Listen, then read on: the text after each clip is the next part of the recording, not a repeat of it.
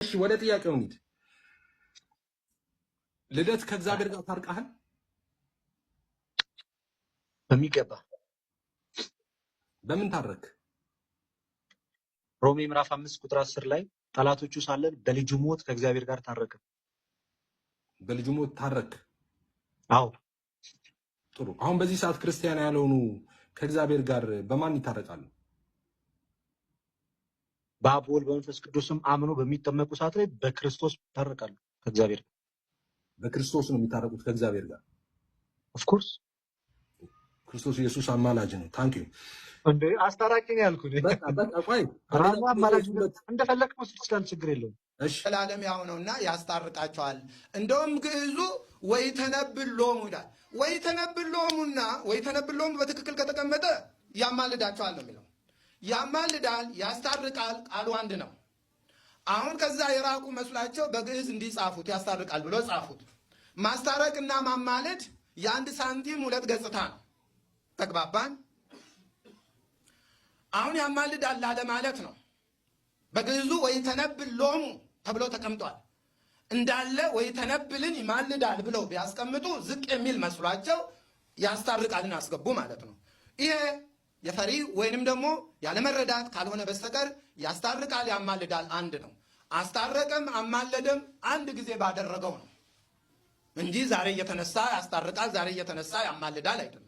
ስለዚህ እኛም ቤተክርስቲያኒቷ እንዲህ እንደማትል ጴንጤ ሚመን ያማልዳልን? አዎ ያማልዳል፣ አማልዷልና ዛሬም መሳይቱ ያማልዳል። አለዛማ በምን እንድናለን? መሳይቱ ዛሬም ያማልደናል፣ በዛ ነው የምንድነው ነገ የሚመጣውንም። ስለዚህ በኢየሱስ ክርስቶስ ካመን ኢየሱስ ክርስቶስ ያደረገው ሁሉ ለኛ ይቆጠርልናል ማለት ነው። አንደኛ ጢሞቴዎስ 2:5 አንድ እግዚአብሔር አለና በእግዚአብሔርና በሰው መካከል ያለው መካከለኛ ደግሞ አንድ አለ፣ እሱም ሰው የሆነው ክርስቶስ ኢየሱስ ነው ይላል። በሰውና በእግዚአብሔር መካከል ያለው ማን ነው? ጌታዬ፣ አምላኬ፣ መድኃኒቴ ኢየሱስ ክርስቶስ። ለምንድን ነው ያለው? አንድም ሊያስታርቀኝ። ታንክ ዩ።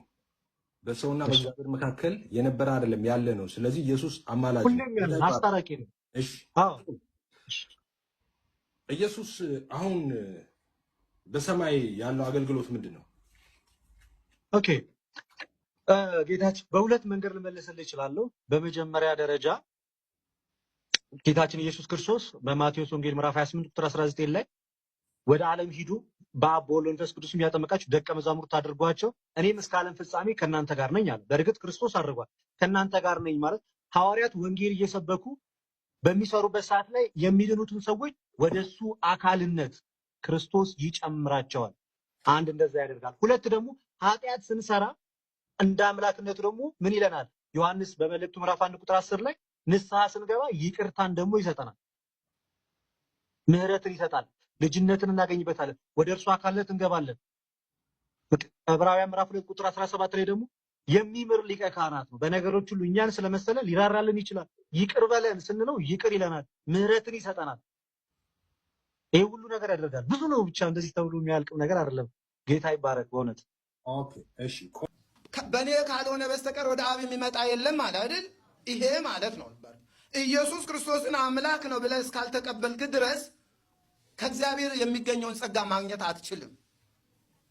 አባቴ ከሳበው በስተቀር ወደ እኔ ሊመጣ የሚችል የለም ብሏል። እሱ እንደገና ደግሞ እርሱ በእርሱ በኩል ማለት ኢየሱስን አምላክ ነው፣ አምላክ ወሰብ ነው የምንለው በእኛ ቤት ብቻ ነው። አምላክ ነው ምን አምላክ ወሰብ ነው በትክክለኛ አይደል? ምን ማለት ነው አምላክ ወሰብ ማለት? አምላክም ሰውም እንዲህ ነው የሚታመነው። አምላክም ሰውም በሰውነቱም ፍጹም ሰው ነው፣ በአምላክነቱም ፍጹም አምላክ ነው። ይሄንን ስናምን ከእግዚአብሔር ያስታርቀናል። ያ በዕለተ ዓርብ የሰራው ስራ ይቆጠርልናል። በዛ እንነጻለን ማለት ነው እና ለዘላለም ያው ነውና ያስታርቃቸዋል። ቆንጆ። በመናፍስት ጌታ ፊት አስታራቂው ቆሟል ይላል መጽሐፈ ሄኖክ ምዕራፍ 13 ቁጥር 19። እሺ ምንድነው ጥያቄ? እዚህ ተበላለ አስታራቂ ጥያቄ በእግዚአብሔር ፊት ቆሞ አስታራቂ ነው አሁን እያለ ነው። የቅዱስ ቄርሎስን ከሃይማኖት አበው ባነብልህ ደስ ይለኛል። ምንድን ነው ጥያቄ? ምንድን ነው? ከዚህ ሀሳብ ጥያቄ ምንድን ነው? ይፋይ ምን ጥያቄ? ከዚህ አስታራቂው አሁን በእግዚአብሔር ፊት ቆሟል ይላል። አሁን እና አሁን አስታራቂ ነው ወይኔ እሺ፣ እስከዛሬ ወይ ሳወራ አልሰማኸኝም ሊሆን ይችላል። ጌታ ኢየሱስ ክርስቶስ ለዘላለም አስታራቂ ነው በደሙ በኩል። ደሙ ሁሌም ትኩስ እኮ ነው። በሱ ማመን ማለት ነው። በሱ በኩል ማለት በኢየሱስ ክርስቶስ በምድር ሳለ በእርሱ ካመንክ እርቅ ይሆንልሃል ማለት ነው። ስለዚህ በእርሱ በኩል ወደ እግዚአብሔር የሚቀርቡትን ባርኩት ሲያስተምር እኮ አነ ውእቱ ፍኖተ ጽድቅ ወሕይወት፣ መንገድም ሕይወትም እውነትም እኔ ነኝ አለ አይደል? ቅዱስና ያለ ተንኮል ነውርም የሌለበት ከኃጢአተኞችም የተለየ ከሰማያትም ከፍ ከፍ ያለ እንዲህ ያለ ሊቀ ካህናት ይገባናል። ማን ነው እሱ? ኢየሱስ ክርስቶስ። እንዲህ ያለ ይሄ መጽሐፍ ቅዱስ ነው ያለው። እንዲህ ያለ ሊቀ ካህናት። ሊቀ ካህናት ትርጉሙ ምን እንደሆነ ነግራችኋለሁ ከዚህ በፊት። የያዘልኝ ሰው አለ? ምን ማለት ነው ሊቀ ካህናት ማለት? አማርኛ ምንድን ነው ሊቀ ካህናት? ሊቀ ካህናት ግዕዝ ነው።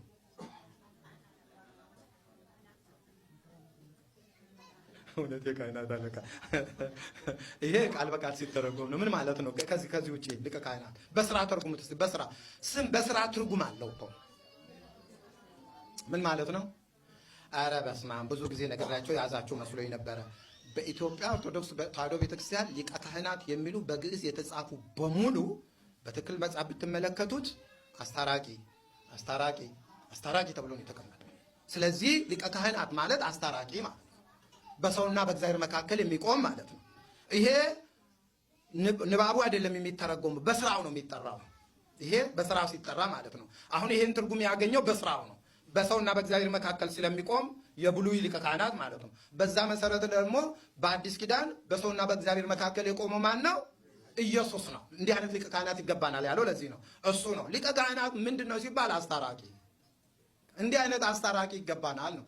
እንዲህ አይነት ሊቀ ካህናት ይገባናል አይደል ብለው በዛ ቦታ ላይ ሊቀ ካህናት ከሚለው ከፊቱ ብናስቀምጥ ምን ይሆናል? እንዲህ ያለ አስታራቂ ይገባናል ማለት ነው። ይሄ የትኛው መጽሐፍ ተመልከቱት፣ እዩት።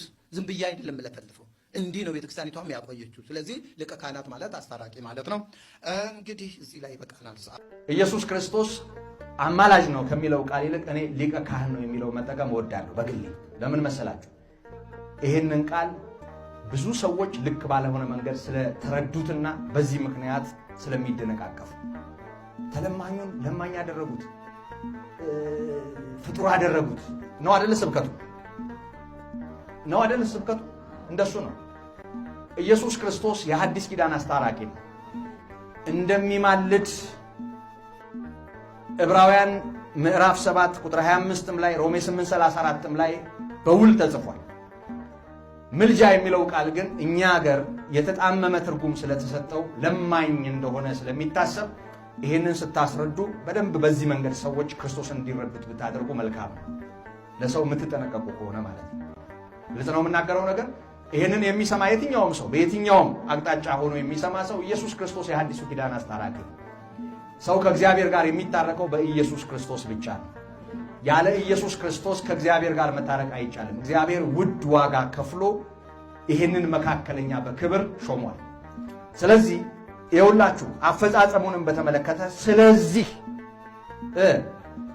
በእርሱ ወደ እግዚአብሔር የሚመጡትን ፈጽሞ ሊያድናቸው ይችላል። ስለዚህ አገልግሎቱ የሚፈጸመው እንዴት ነው? ሕይወትም መንገድም እውነትም በሆነው በኢየሱስ ክርስቶስ ወደ እግዚአብሔር በመምጣት። ስለዚህ ወደ እግዚአብሔር የምንሄድበት መንገድ፣ ወደ እግዚአብሔር የምንመጣበት መንገድ አንድ ነው። ሕይወትና መንገድ እውነት የሆነው አንድ ስለሆነ ኢየሱስ ክርስቶስ ኢየሱስ ክርስቶስ እነዛ ሊቃነ ካህናት አስቀድመው ስለ ራሳቸው በኋላም ስለ ሕዝብ ኃጢአት የተለያየ ነገር እያቀረቡ ለዘመናት ሲለምኑ የነበሩትን ልመናና ያንን ምልጃ ተክቷል። ስለዚህ በእነርሱ ስፍራ ሆኗል። ስለ እነርሱ ነው የሚለው፣ የእነርሱን ቦታ ተቆጣጥሯል። ስለዚህ አስቀድሞ ስለ ራሱ በኋላም ስለ ሕዝብ እባክህ የሚል አያስፈልግም ማለት ነው። ስለ ራሱ ማቅረብ ያላስፈለገው ስለ እኛ ግን ያቀረበ አንዴ ባቀረበው ሕያው የሆነ የዘላለም ቤዛነት ያገኘ ሊቀ ካህን ተገኝቷል እንደ መልከ ጼዴቅ። ስለዚህ በእርሱ ወደ እግዚአብሔር የሚመጡትን ፈጽሞ ሊያድናቸው ይችላል።